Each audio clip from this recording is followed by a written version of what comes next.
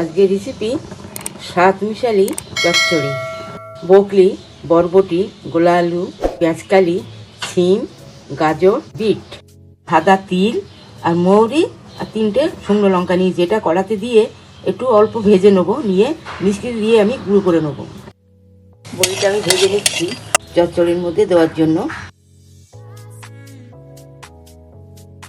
শুকনো লঙ্কা আমি ফোড়ন দিচ্ছি আর কালো জিরে।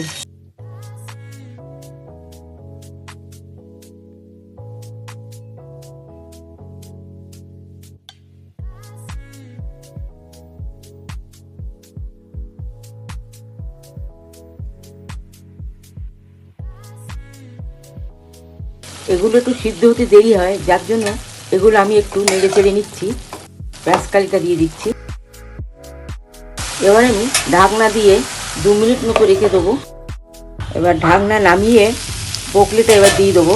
বকলিটা তাড়াতাড়ি সিদ্ধ হয়ে যাবে, ওই জন্য অনেক পরে দিচ্ছি এটা আমি। এবার আদা বাটা, এবার লবণ, হলুদ, ভেজে রাখা বড়িটা দিয়ে দিচ্ছি এর মধ্যে।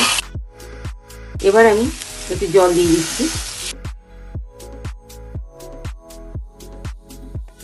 সাদা তিল, মৌরি আর শুকনো লঙ্কা আমি গুঁড়ো করে নিয়েছি, এটা এবার একটু ছড়িয়ে দিচ্ছি। এবার আমি একটু চিনি ছড়িয়ে দিচ্ছি। এবার আমি একটু সরষের তেল ছড়িয়ে দিচ্ছি। সাত মিশালি সবজি এরকম করে বানিয়ে খেয়ে দেখুন, খুব ভালো লাগবে। আমার চ্যানেল যদি আপনাদের ভালো লাগে, লাইক করুন, শেয়ার করুন এবং সাবস্ক্রাইব করুন।